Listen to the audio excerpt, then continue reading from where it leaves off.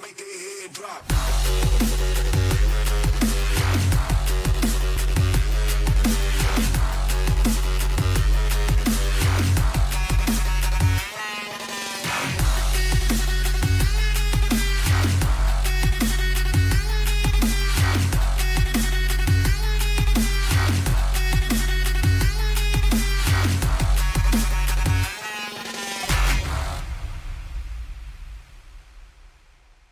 It's Inside the SCCA from the Tire Rack. SCCA Solo National Championships.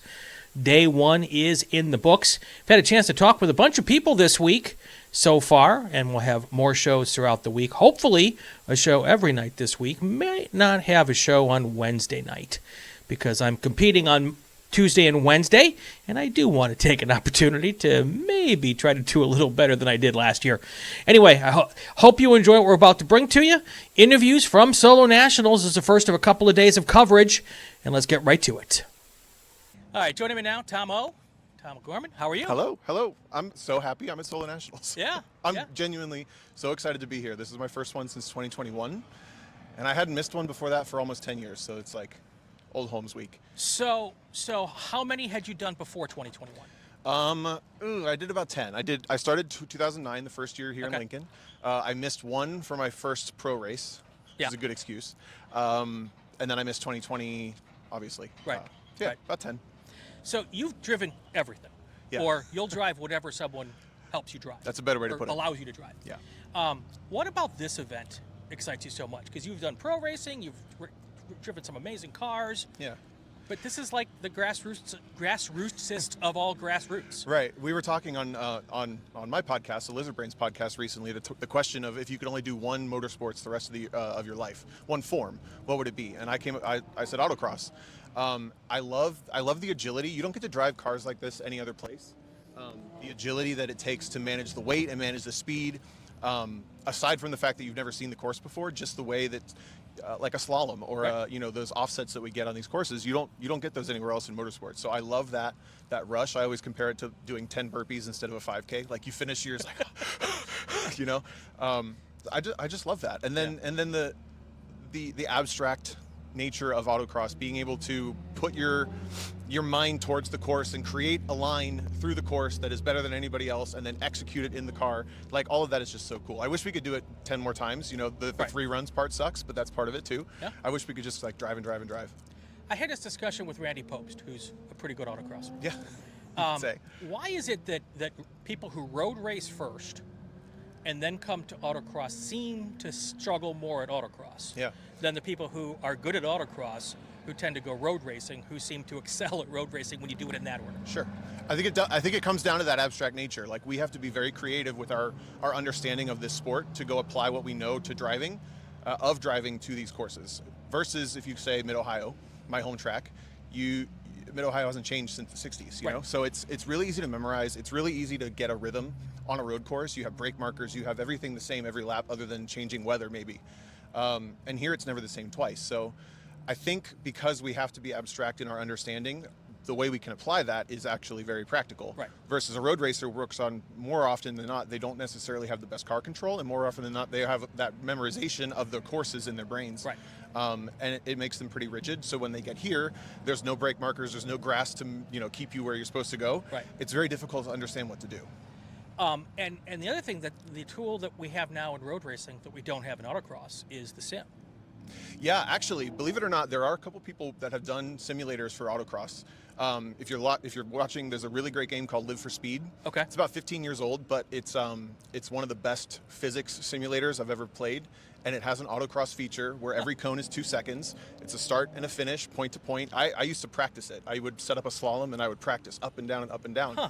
And there's a couple other people that have worked on it for games like Assetto Corsa. Right. But to your point, there's no iRacing of autocross. Correct. And even when you have something like that, it doesn't have the course you're going to race next. Correct. And if it did, it would probably cause a lot of drama. Exactly. Everyone would be like, what? They've driven it before. So one of those tools that a lot of us are using to be faster at the racetrack and giving us more reps, we don't have that here.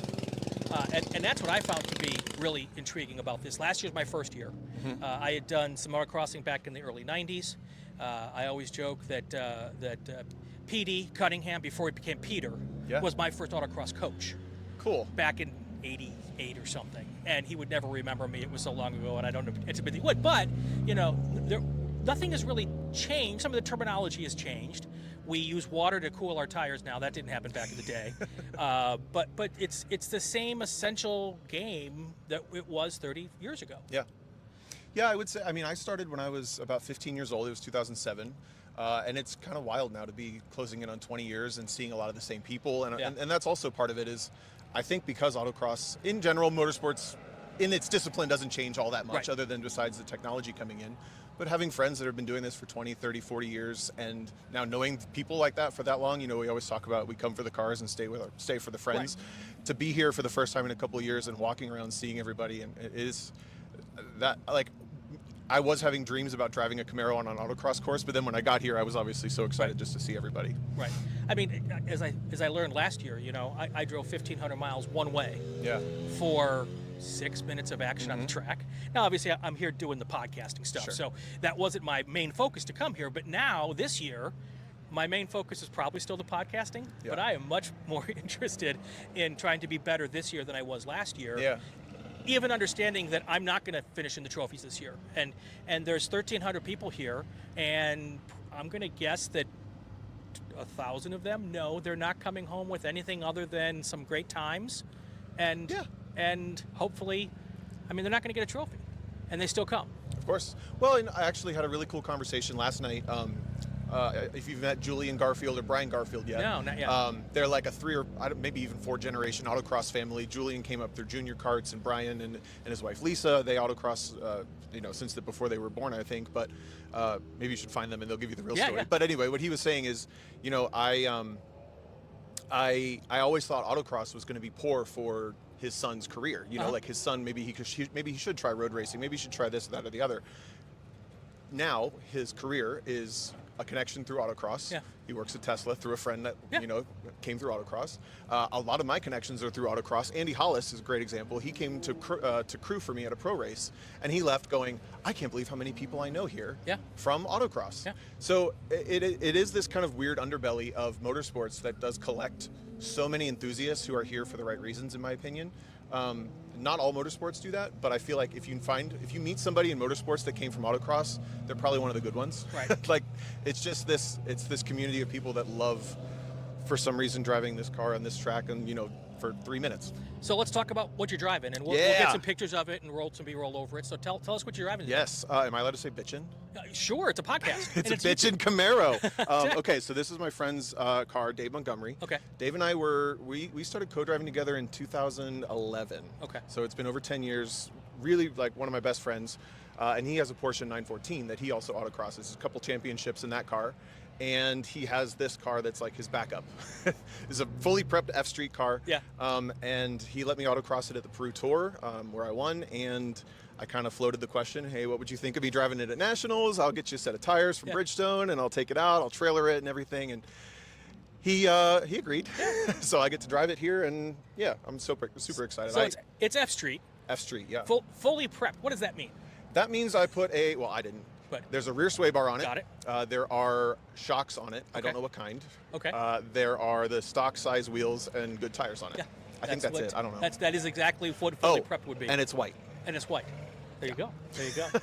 But we have. I haven't done the count. There's dozens of championships stacked up across all of the F Street drivers. Oh yeah. It's stacked. So it's a good feel. I'm if you listen to this before you drive, my biggest advice would be, don't worry about anybody else, what they're doing. They have literally no impact on your performance whatsoever. And I didn't really understand that until after I won my first time. Yeah. And I had this epiphany that I was so stressed about everybody else doing everything else. And I realized it doesn't matter. Yeah. Because we're not racing together. I know that I have Strano, and I know that I have Junior Johnson, and I know I have this guy and this guy and this guy. It doesn't matter. If I go and do my event, if I go drive my car the best that I can drive my car, that's what I can be proud of. Right. And hopefully that means I win at the end. I don't know. We'll see. How many titles do you have here? I have 5. Okay. So I don't even have most of our. I know. Our class. That's it's pretty pretty wild. crazy, isn't it? Yeah. How much did you get to prep coming into this? Did you get to drive the car a couple times, or did you just come here and driving it? I've been driving a lot this year, actually. Okay. I have a deal with Bridgestone this year. They've been really generous to help me, kind of be in the seat a lot more. This is the 45th anniversary of the Potenza line, so everybody who's ever autocrossed at Nationals has probably owned a set of Bridgestones at some point between the RE71 and the RE01 and all this. Set of them on my car right now. There you go. So they really wanted to make sure that the brand awareness was there, and part of that is me going out and doing all these events this year. So I've been autocrossing, if not every weekend, if every other weekend, and if I'm not autocrossing, I'm on a road course doing Champ Car, WRL, time trials, whatever. So yeah, I've done a lot of driving this year. I've driven this car once, just the one time, but I used to own one. I love Camaros. I think I probably have a reputation now for loving Camaros that precedes me, so I feel good. So what else do you have going on outside of this? It's just a lot of the Bridgestone, events. We're doing a full season of World Racing League endurance racing in a Cayman. We have a Porsche Boxster that we race in Champ Car. I got to do one lap of America again this year. We finished third in a 911, so I got a lot of Porsches going on this year, weirdly. But then beyond that, I have a lot of stuff coming up. An event every weekend. If it's not time trial nationals, it's time trial, some endurance race or something. I want to do the one lap in the Honda Fit. I think it would be hilarious. That would be fun. And fun. You don't have to enter the events and just follow it around. No, I want to be the last place guy. Okay. Or trying not to be. They actually had a whole class. Yeah. They called it Sunday Cup. It was sponsored through Grid Life, nice. and they allowed a bunch of, not allowed, but they put in a bunch of fits and Mazda 2s, and very cool. You'd be right there. Very cool. Tell us about your podcast real quick, because I listen to that and I love it. And you enjoy it? Okay, absolutely. Cool. So it's the Lizard Brains podcast. We actually have a party right here at this paddock spot, anytime after 6 o'clock on Tuesday. Great. Because I realized that the only way I would see all of my friends is if I just had a party and told them all to come. So I guess I have to put this in Tuesday's show. Sure, that'd be great. Okay, so besides that, the podcast it's my friend DJ Alessandrini and I. We started it after COVID because we used to hang out. We used to play video games and talk about driving and cars and racing and all this stuff. And we both come at it very much from the car is the tool. We're not interested in the car so much as the driving, and we want to talk about the mental game and the skill versus talent that goes into driving and the abstract nature of autocross and the best strategies for road racing. One of our most popular episodes is the actual art of racing in the rain. Yeah. And we talked through here's what you actually need to know to go race in the rain. That's cool. And we love driving, but it's probably also 70% goofing off. Yeah. We have a third co-host named Carlton, the car guy, and he pops up every once in a while, and we have a good time. It's good. It's good stuff. Yeah, you got to check it out. It's a great podcast. Tomo, thank you. Good luck.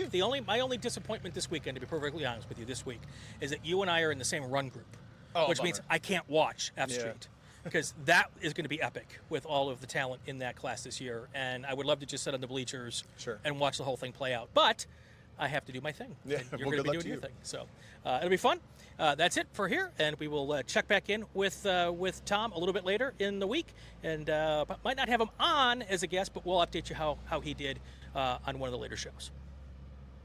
All right, we're back here at Solo Nationals. Renee is here with me. Renee, you are from Canada. Yep, Quebec City. Right next to Quebec City in Canada. So you may have as long of a trip here as I did. Yeah, 24-hour drive. Yeah, maybe even a little bit longer. Longer. And I understand it's your first year here at Solo Nationals. Yes, first year at Solo National. And you have a very interesting ride. Tell us a little bit about it. Well, it's a 2007 Honda Fit that I used to be a daily driver for the first 9-10 years. It's got a built engine, fully forged, turbo, big tires in the front. I'm running 245 in the front, 205 in the rear. Spoiler, air dam, suspension, all the works. Yeah. That's pretty much it. The rear is stripped, obviously. Running it in XB class. Yeah. Yep. Very cool. I as everybody's probably figured out by now, I have the street version, the H Street version of the Honda Fit.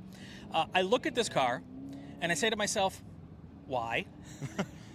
Just because I had it. Yeah. Yep. That's the only reason I bought it as a daily driver, as I said, and used it for that. And I used to be doing autocross late 90, early 2000, then get out of the sport. And a friend of mine get me back into sport in 2016.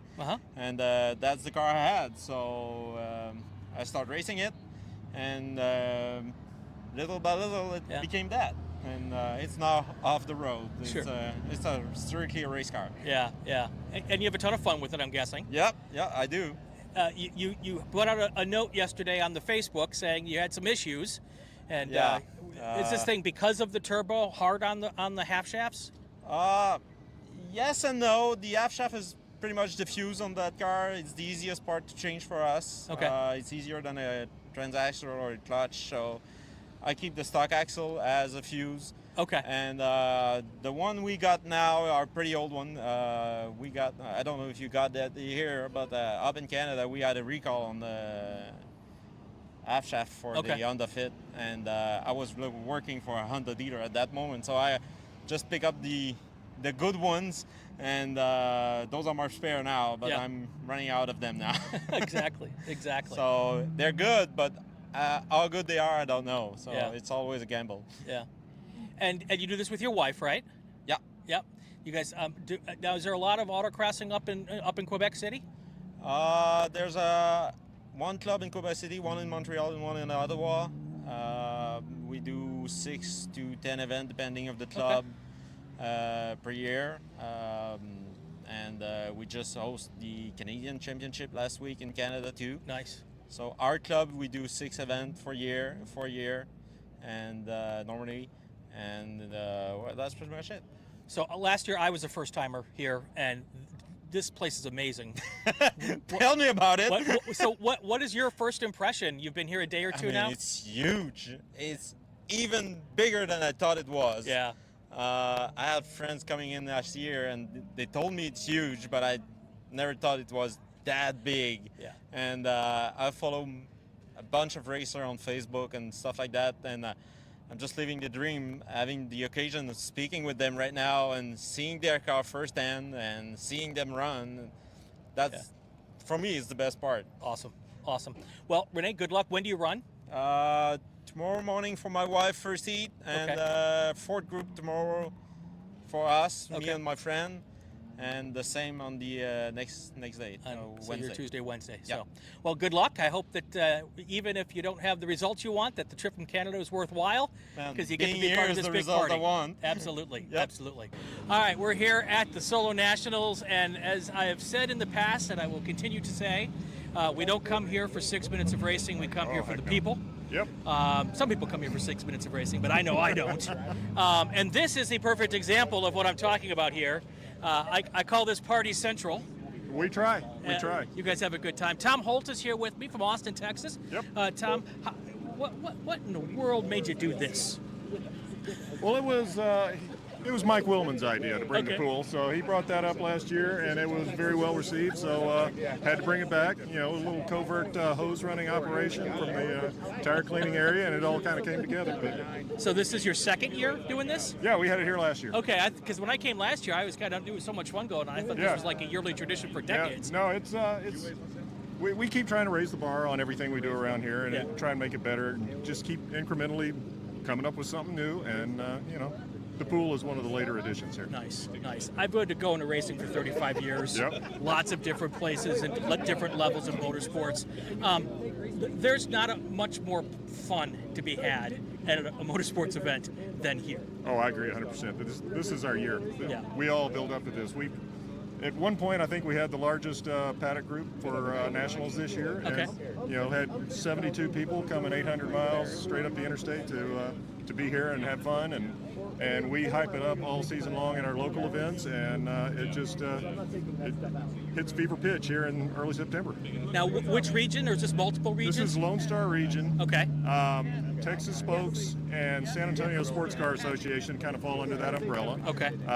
But collectively, we're the road trip racing team. Road trip racing. Now, how many drivers and cars do you have as part of your little approximate? From within the region, it's north of 60.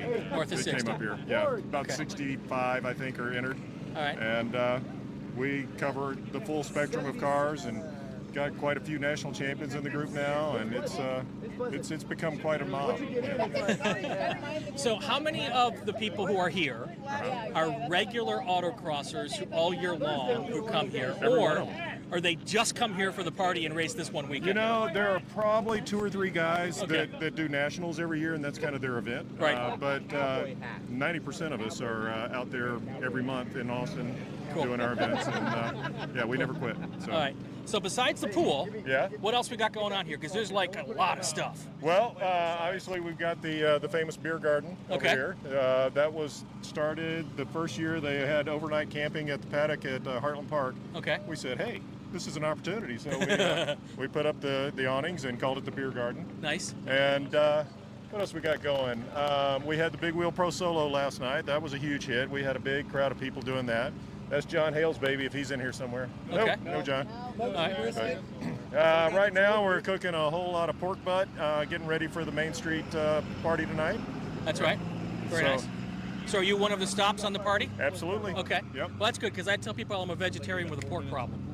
So fair enough. This is the place where I will be stopping. Good. And Good deal. And checking out. So, what else? What else do you enjoy here besides just the party and the people? Oh, I mean, I've made so many friends over the years. This is my 28th time up here. Got it. Rich, my buddy over here hiding behind the camera, he's pushing about 30 now. Okay. And but yeah, year after year we keep coming. We bring more people year after year, and our group keeps growing, and we have more fun. And you know, I get to see everybody from all over the country that I see once a year, and it's so much fun. But, Cool. This is my annual pilgrimage. Awesome. Tom Holt, Lone Star Region SCCA on the Inside the SCCA podcast. We know him as Lefty, Lefty MacLeod. How are you? I'm doing really, really well, Brian. How are you doing? I'm doing great. I'm at Solo Nationals. How good or bad could that be? It doesn't get any better than this. It does not. So, been on the show many times. You are one of our resident solo gurus. Appreciate that. And but this year you're taking on a different role. Yeah. Makes me question your sanity. But it's not the first time. Yeah. There you go. You are one of the event chairs for this event. I am something like that. The true event chair is still Brian Mason. Okay. As he's the full National Solo Right. Program manager, and he's the chair of this event. But they decided to have some folks who kind of speak from the people who have Right. experience at national events and can bring some advice from the other side of the room. And that's where myself and Mary Clements come in. So we're kind of like assistant to the event chairs. I feel like I'm more like the Dwight Schrute. I'm the assistant to the manager. All right. And but yeah, we've been able to kind of chip in where we can and help out where we can to make this an overall better experience. Yeah. How is that possible? Because it's a fantastic experience. It is. It's sometimes on the outside it just seems smoothless. Obviously, there's a lot of chatter going on to make it look like that. But you know, the national staff's always looking for ways to get more input. Right. It's really, they want the feedback. They want to hear how can we do this better, and that's where Mary and I are trying to be the voices. Last year was my first year here, and you told me, you said, you know what, there's no way you can appreciate how big this event is. Mm-hmm. You just got to go. And I'm like, how big can it be? I've been to the Indy 500. I've Yeah. been to the Rolex 24. I've been to all these things.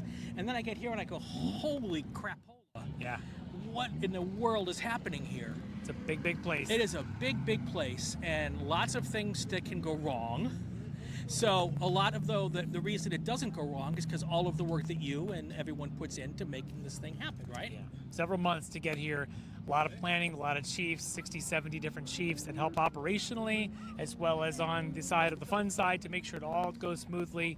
Because a lot of experienced people that come here, they kind of know the routine, and we Right. rely on them and lean on them to make this 1,300 people in this mile-and-a-half long, massive party that Right. goes on. And, oh yeah, we get to also compete at the highest level at the same time. Some of us get to compete at the highest level. You get to compete. I at the get highest to level. compete. I didn't say you're going to succeed at the highest level, but you can certainly compete at it. I get to compete against people who are competing at the highest level. So a little bit different this year. The Monday night welcome party. It's not in the big tent. I'm looking forward to this. It's kind of like a walk across the country to what the best food and fun Yeah. that you can dial up from wherever you're from. You're Yeah. from the Saginaw Valley region, Correct. which would be Michigan. I'm sorry, but we'll forgive you for that. Go Blue. Exactly. What are you guys doing for this block party? Because you're the last stop. We are the last stop. First stop's all the way close to the Trek, the Tire Rack Event Center. We are out in row 11 and 12, and all along the way, there's different regions serving all the different foods. Which, by the way, is kind of borrowed from what the Runoffs has been. Right. Taking the other side of the Yep. of the SCCA's family, and they've done those Wednesday night block parties. And we thought, we need more of that to bring the social side that a lot of people were already doing anyway. Right. So along these stops, we went made in Michigan. Everything we're serving tonight is all homemade Michigan. What Nice. we're doing is, it sounds a little crazy. Coney dogs. You think of Coney Island, New York Yep. now. It's Yep. the Michigan Coney dogs. You ever go to Michigan, there are Coney restaurants on every street corner. Okay. The dogs we have are the same ones they serve at Comerica Park, where the Detroit Tigers play. The chili is homemade from one of the local coney places in Michigan. Wow. So we got that. We've got Better Made brand chips, which are a famous brand local to Michigan. We'll Nice. have those. We've got Faygo soda pop. We call it pop. The rest of the world calls it soda. That's right. We've got a lot of that. But what you really want are the Michigan beers. Yes. We've got the Michigan beers. You can come down. We've got a whole menu of different ones that are all brewed in Michigan. Okay. And if you know Johanna Greist, she's a beer developer, a taster, and connoisseur for a living. She gave us the advice on what to get. So you've got primo pick stuff that Johanna has approved. I'm telling you, this is the best stop. Maybe the last stop you get to, but save a little bit of beer and hot dog appetite. Kind of upset I don't drink beer anymore. That just means there's more for everybody else. That's okay. So the good news is that if you come here next year, you might get to do this again. The bad news is this is going to air after the party's over. Yeah. And we're just kind of teasing people with, and I can tell you, for those of you who aren't here, the smells going on throughout this part of the paddock right now are off the hook. I've heard Wisconsin's got cheese curds. That's your home area. We got to have cheese curds. They are doing cheese curds down there. I'm sure that there's probably a barbecue-ish something happening in the Texas area. There is. I was just there. Yep, they're a couple rows down. I can see their party going on, and everybody's gone, brought something from their home to come out. There is a contest for this, so Yes. people are going to walk along. They're going to be able to vote. It's gonna be a lot of fun. Absolutely, absolutely. So you are competing in kart mod. Correct. For those who don't know, tell us what kart mod is. Kart mod is a shifter kart. If you've ever seen kart racing that a lot of people associate with young kids that come along in Yep. development of their careers in it. Us old folks, we still get to do it. It's a go-kart with a really fast engine on it, and they go extremely fast, and they're just the most fun in the world. But they're only one little piece of the 1,300 size puzzle here of real cars, as people call it. You say us old folks. Yeah. You're one of the fastest guys in a kart mod in the country. Still hanging on to it as best I can. That's exactly right. That's exactly right. Yeah. Tell people what it's like to be a quarter inch off the ground on a solo course. It is, you better plan ahead. You better know what you're coming into at the next corner because your eyes are going to deceive Yeah. you. There's so much bouncing going on. It's visually difficult. There's a lot of things happening. One of the reasons I'm at this age, the joke is I'm really only 25. I've just said karting has graded me. It's not really true. But it took a long time to develop this, to be able to tolerate those sensations and still then focus on driving. Yeah. And that's where a lot of our guys who stick around for a long time, we're all chasing those perfect runs because it is so difficult to master. As anybody's trying to be at the top of their game, no different for kart mod as it would be if you're running at the top of Super Street or running at the top of SSP or running at the top of E-Mod or whatever. It takes a whole lot of honing in on those skills, and we have to work on the same. Even the best guys in the street classes have an eternity to get to the next corner compared to you guys. Knowing the course is seemingly more important for like a kart mod, right? You have to know. Yeah, you could try reading it, looking ahead in those things, but when I'm walking a course, I'm looking at the surface. I'm looking at the bumps. I'm looking at where am I going to be offline that maybe in a suspended car I wouldn't have those issues. I have to see those things, and then I have to go back and say, now where do my eyes need to be because I am transgressing through a corner at a higher speed than somebody else would be. So I have to look a little further to make sure I'm on that exit line. And so I have multiple walks. I'm one of the ones, my philosophy is a lot of walks. Yeah. I'm 10 to 12 walks. I know Wow. there's people that are 2 to 3 walks. They don't want to know anymore because they want to read. I want to study. I want to master every crack in the pavement. I want to know exactly what I'm getting into. And that's a personal thing, Yeah. but I know a lot of the kart mod guys do that too. Well, that's why you're a skinny guy. You get to walk the course 12 times. So That's how I got this way. Exactly, exactly. So you, in years past, have done a lot with the broadcast and the announce team. Have you pulled back a little bit on that this year because of the event co-chair thing? I have a little bit, yeah. So Daniel McKelvey now is our chief of announcers, did a fantastic job. He's been on the team for a number of years, been one of our, as we call, lead announcers for his group. He's now taking the reins as the chief of announcers, doing a great job already. We had our meeting this morning that you were out there for. And the announcers always, we want to entertain, we want to inform all at the same time. We got a good group of folks that love doing it. Daniel's one of them who just kind of steps up. He's willing to be that lead. We got a few guys that are all capable of taking that role. And we got a couple of good women on the team, too, that are great voices. And we just, it's a different sect of what we do out here, that everybody's got their different jobs. And those that like to announce, like to talk, we get to do that, too. Yeah. And for those of you who aren't here, every morning at like 7:15 or so on the SCCA Facebook page. Very early. It is early. It is early. They do a morning show here, which I'm going to help out with a little bit. Don't watch it because of me, but that's watch it in spite of me. But it's a great little show. They talk about what's going to happen every day. They interview some folks, and it's a good way to get yourself started and get yourself into it if you can't be here. It's kinda like the next entertainment best for the thing. course walks. You're out there walking the course in the morning, you'll hear the speakers and just hear somebody talking about autocross. We're talking about what happened the day before, what's going to happen the next day. It's a lot talk about the stories. Where's the big competitions? Where's the human interest stories? Did somebody just rebuild a car in Road 26 in an 8th Street building a brand new Acura, not a brand new, but they recovered Acura to try and make the runs that it's never autocrossed before. Things like that go on. We're bringing those stories forward to talk about and get people interested and really in depth what's exciting about this event. All right, so you share your cart with your kid. I do. How's that work? We have to have a special bond. We have to have a special relationship where we can communicate well, and a lot of fathers and sons struggle with that. He and I have had to work on that, but at this point, we're more friend than father-son. Nice. We are partners on this team. You know, we really do work together, and it works really well. So does the winner buy dinner, or does the loser buy dinner? It depends on whether I win or if I lose, because often I buy dinner. Kind of both. Dad buys dinner. I love it. All right, Lefty, thank you so much. We're here at the Solo Nationals on Inside the SCCA. Make their head drop.